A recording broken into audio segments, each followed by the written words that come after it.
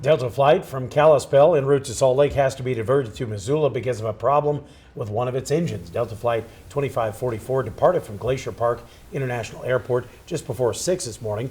A Delta representative says an engine issue forced the jet, with 123 people on board, be diverted into Missoula for an emergency landing. No one was hurt. The plane landed safely and taxied into the gate.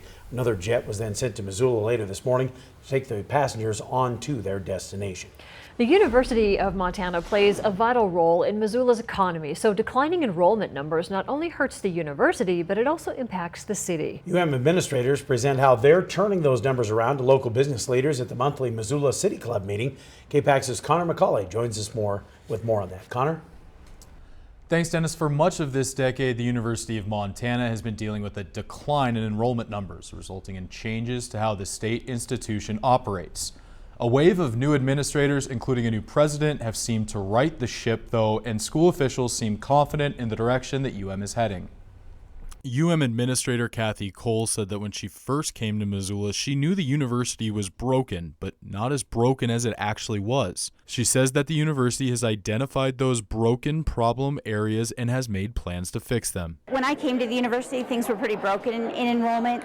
We didn't really have all the pieces that we needed to have a full enrollment cycle, so throughout the past year we've been fixing those things.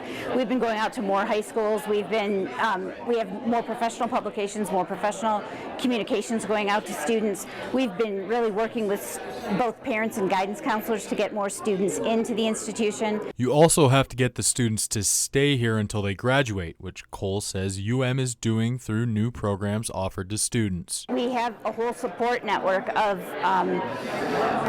the specially trained professionals who are ready to help students who might have emotional issues or who might have some difficulties just adjusting to school. But we want to spend our time making sure that students who want to be here can stay here with us all 4 years, and that's what we're doing. Enrollment shows signs of improvement, with the enrollment decline starting to slow down. Kathy believes the school and the city depend on each other for success. She says this year's move-in day proves that theory. We felt it this year at move-in. Best Buy and Target had their best sales days ever this year, so that was awesome. I don't know if you were around for move-in day, August 17th, but there were lines everywhere. You couldn't drive through downtown Missoula, which was awesome. I couldn't drive through downtown Missoula, and what a great problem to have. Cole said some of the biggest problem areas when she arrived was the school's lack of recruiting, no orientation programs welcoming students and families, not sending out communications to students and prospective students, and not telling the story. Back to you. All right, Connor, thank you. Almost 1 year to the day of breaking ground, Western Montana's Ronald McDonald House has doubled in size. There was a ribbon-cutting ceremony today that celebrated an expansion that doubled the number of rooms available for families from 8 to 16. CEO Amy Pedersen says the Missoula Ronald McDonald House turned away 72 families last year because they just didn't have enough room. She says this more than $3 million expansion was necessary to help meet the needs of this community. And it was community support that helped make this vision become a reality. We're so humbled and grateful for the incredible support that we've received. This allows us to raise up our friends and neighbors during some of the most difficult days of their lives. So we're very fortunate to have the Ronald McDonald House here in Missoula, and this is just going to help us serve those families even more so. Children who have stayed at the house or had family who stayed there provided the visual numbered countdown to today's ribbon cutting. In other news this afternoon, after another hectic summer on the Going to the Sun Road, Glacier National Park administrators are turning their attention to a long-term plan for managing future use on the Sun Road corridor. The plan is targeted at not only dealing with congestion, but improving the visitor experience. The draft plan is the park's attempt to handle the booming traffic on the Going to the Sun Road, which continues to be the most iconic and visited part of the park. With more than 3 million people a year, it's not only putting the crunch on parking and convenient trails, but impacting what the park calls the visitor experience. That's been especially true this year with congestion and multiple accidents on the busy road. Now the park's new Going to the Sun Road Corridor Management Plan is ready for public input. It suggests a number of proposals to ease congestion, including expansion of the use of shuttles and buses, adding some hiking trails, expanding parking areas on the west and east ends of the road, and implementing a day-use permit system for Logan Pass. When we started this plan in 2012, I don't think we anticipated the amount of growth we would have seen just in the 2016-17 years, where growth grew almost 40%. That parking and shuttle combination is likely to generate most of the interest. While the use of shuttles and the iconic red jammers has been a popular way to reach Logan Pass, parking at the summit has continued to be a real problem, especially during the height of summer the past couple of years. And Mao says even the shuttles can be packed. I would say our shuttles, as well as our red buses and our other tours that we currently operate, are operating at close to maximum levels at this point in time. And so, we're looking at that. We're also looking at, what we've noticed this year with the 7:30 in the morning on the Going to the Sun Road from the west. It's almost like the Indy 500 in the sense of people are racing for those parking spots. To address that, the corridor plan's preferred option calls for implementing visitor capacities at the most popular locations. For example, no more than 975 people at one time would be allowed at Avalanche, with 1,390 people at one time at Logan Pass. That would incorporate metering of traffic for private cars, limiting parking in some lots to day use only, and restricting overnight parking in the corridor during the peak summer season. Permits for Logan Pass, St. Mary, and Virginia Falls would include some held aside for day of purchase, but also use timed entry permits, with reservations funded through a separate fee from the usual park entrance pass. But Mao tells me the park envisions easing into the new rules. We'll be piloting them to begin with. So I'm not sure we can say that, some of the solutions we propose are going to be the perfect fit the first time out. We always want to be open to making adjustments. The plan is open for public comment right now, with comments due by October 6th. There will be a public meeting on Tuesday next week at Flathead Valley Community College in the Arts Technology Room to discuss this plan. And again, those details have to be in comments by October 6th. Missoula residents in 3 city wards will vote on their city council candidates in the primary election tomorrow. Wards 1, 3, and 4 are contested in tomorrow's primary. The top 2 candidates with the most votes will move on to the general election in November. Missoula County Election Administrator Dana Cosby says the voter turnout is around 27%, with the largest voter turnout so far in Ward 4. She hopes to get 30% turnout overall. This primary election was originally planned as a mail-in, but because of missed deadlines with paperwork, the election will also be conducted at polling places. Cosby says there's a silver lining with that mistake. The office missed a deadline in submitting that paperwork to the Secretary of State's office, but it does let us use this opportunity to implement some new changes ahead of the 2020 elections. Polling places are open from 7 a.m. to 8 p.m. at Rattlesnake Elementary, the Missoula Senior Center, Lewis and Clark Elementary, and the Missoula Fairgrounds. Well, still ahead, we'll take a look at what Missoula College nursing students are learning in the classroom. And Hellgate High School's choir is joining rock legends on stage tonight. Find out about this opportunity of a lifetime coming up on KPAX.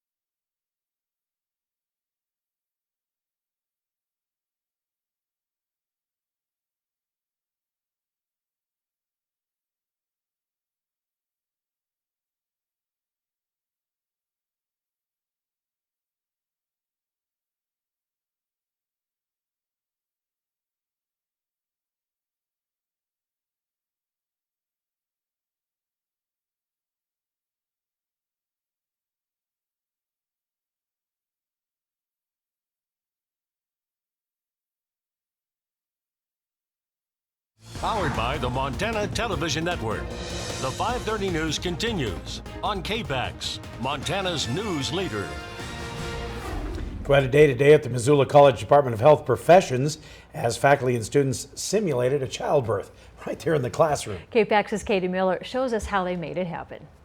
Missoula College nursing, surgery, respiratory, and radiology students practiced an emergency C-section on Monday. They used a lifelike pregnant mannequin to showcase their different skills, from labor to post-surgery checkup. Nursing student Lucas Finley acted as the baby's father. It's as important as the care you provide as how you interact with the people that you're caring for. Students say the practice is great, but the most valuable part of an experience like this is getting to work with students in other programs. There are 200 students enrolled in the health professions, and even more taking the required prereqs. It's a great program. Instructors are awesome.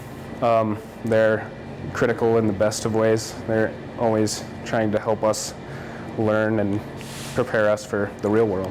The health programs have equipment like x-rays, 10 mannequins and functioning hospital beds, surgical tools and cameras, and EKGs and infant warmers. During simulations, they use a room with one-way glass and a camera. The students practice, get tips from their teachers, and then watch their work and debrief. We've done it 3 or 4 times now, and every time they've enjoyed it. They always feel a little flustered, and there's good in that, you know, like, oh, I wish I would have thought about this or done this better. This time, they simulated complications during childbirth and had to do breathing treatments on the baby. Nursing student Kay Harbord says it's exciting to work hands-on. Every semester, it all kind of starts coming together, so it's neat.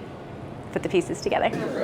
In Missoula, Katie Miller, MTN News. Health Professions Department is also adding a paramedic program in January that will work with the local ambulance programs. So if you're heading to the Foreigner concert at the Kettle House Amphitheater tonight, you're going to see a special performance by a Missoula High School choir. I want to know what love is. I want you to show me. That's the Hellgate Chevaliers. They were asked to join the iconic rock group to perform that 1984 #1 smash hit, I Want to Know What Love Is. Choir director Ellen McKenzie says this is an amazing opportunity for her students. Now, although the song is 35 years old, McKenzie says every single one of her students knew the lyrics. Foreigner is very involved in high school music programs, and McKenzie says she is thankful that her class was chosen. So they seek out a high school choir to sing with them on this song at every concert.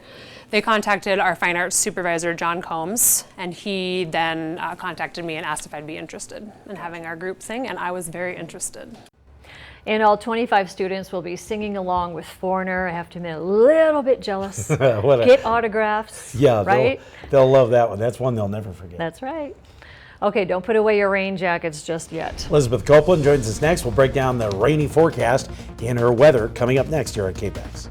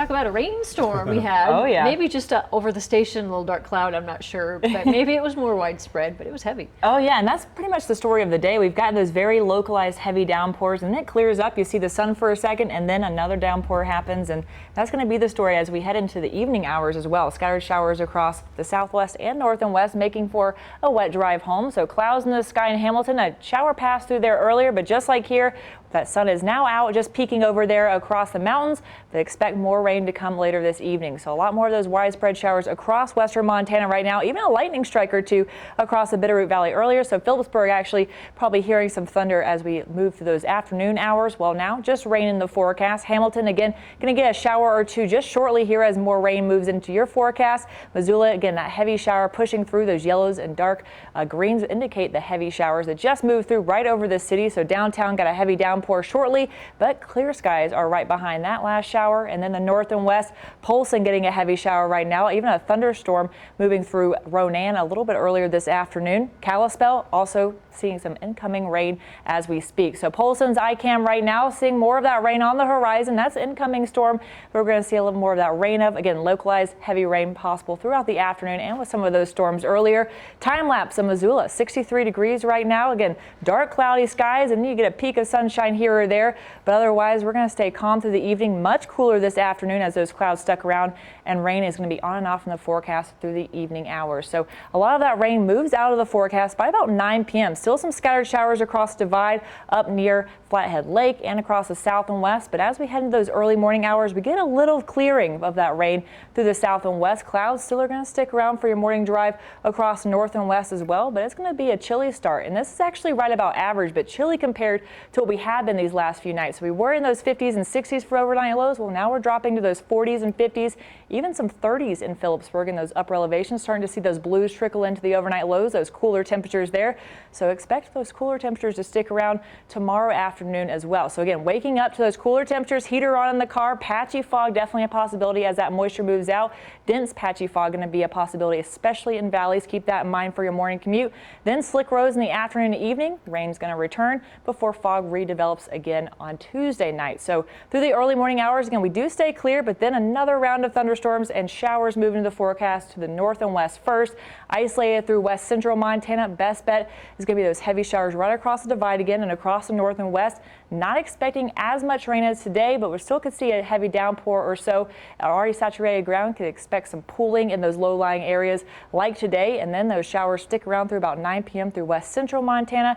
And with that rain and those clouds, expect much cooler temperatures tomorrow. Only in the 60s for those highs across almost all of western Montana. Not even really seeing any 70s at all, even 50s in the forecast for tomorrow's highs. So about a 20 degree warm up tomorrow afternoon, and that's about it, all we get. So tomorrow expect isolated to scattered showers through the afternoon and evening. Again, remember patchy dense fog possible through that morning commute. 66 on Wednesday, staying cooler with showers around. We start warming up finally Thursday, Friday, and Saturday as we see a lot more of that clear sky, some sunshine peeking through. Not as many chances of showers later this week for the Hamilton area, just some scattered showers tonight and tomorrow morning. And then in Kalispell, we're going to stay much cooler, warming up Thursday, isolated showers in the forecast Friday, and then those return once again on Sunday afternoon. Next, a Grizzly fan favorite named Big Sky Conference Player of the Week. We'll be back here on KPAX. Here's the latest market watch from KPAX.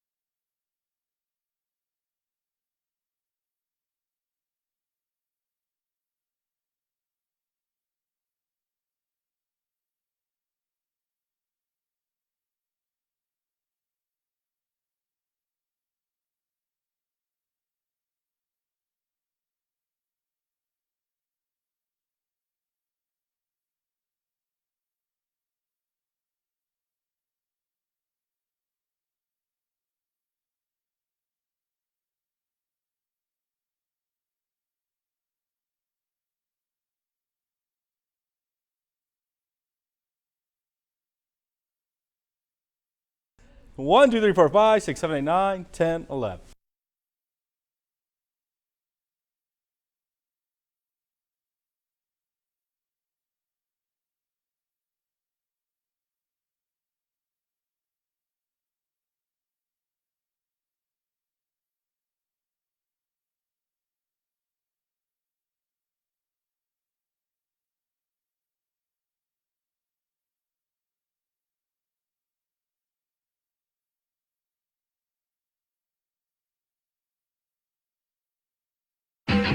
Time now for sports with Derek Berkeley. 24,000 plus made their voices heard in Washington Grizzly Stadium on Saturday night. The noise reached its peak in the third quarter when a fan favorite put the game away. Jerry Louis McGee's punt return makes the Grizzly senior the Big Sky Special Teams Player of the Week. Louis McGee sprinted 74 yards to the end zone, the third punt return touchdown of his career, tying a Montana program record. He brought back 5 punts for a total of 150 yards against North Alabama. And every time the opponent brings in their punt unit, Grizz fans start chanting his name, something the senior from Coeur d'Alene admits he has never grown used to. It's unreal, you know. It's when you're out there, it's I stay focused, watch the ball, everything, but it's pretty humbling and it's a blessing that is possible. So, I mean, I appreciate the fans and all that comes with it. Louis McGee also led Montana with 7 catches for 78 yards versus the Lions. He is now only 3 away from breaking the school's all-time record of 192 career receptions. Montana's win moves them up again in the Stats FCS rankings. The Grizzlies climbed 2 spots to number 20. The Big Sky Conference now has 4 teams in the top 10. Eastern Washington, UC Davis, and Weber State rank 4, 5, 6. And Montana State jumps to number 10 after a big win over Southeast Missouri State. For this week's Youth Sports Spotlight, let's stay on the gridiron and check out the top plays from high school football in the Treasure State last week. Starting at number 5, Corvallis at Hamilton. Bronx star QB Carson Rostad having no trouble on a rainy, windy night. Lofts the perfect bait to Tucker Jones in the diving catch as Hamilton rolls 47-7. Ennis at Park City. This is Panthers QB Carson Baker about to go down, but at the last second flips it to Tucker Johnstone, who reverses field, picks up a few yards as Park City wins the game.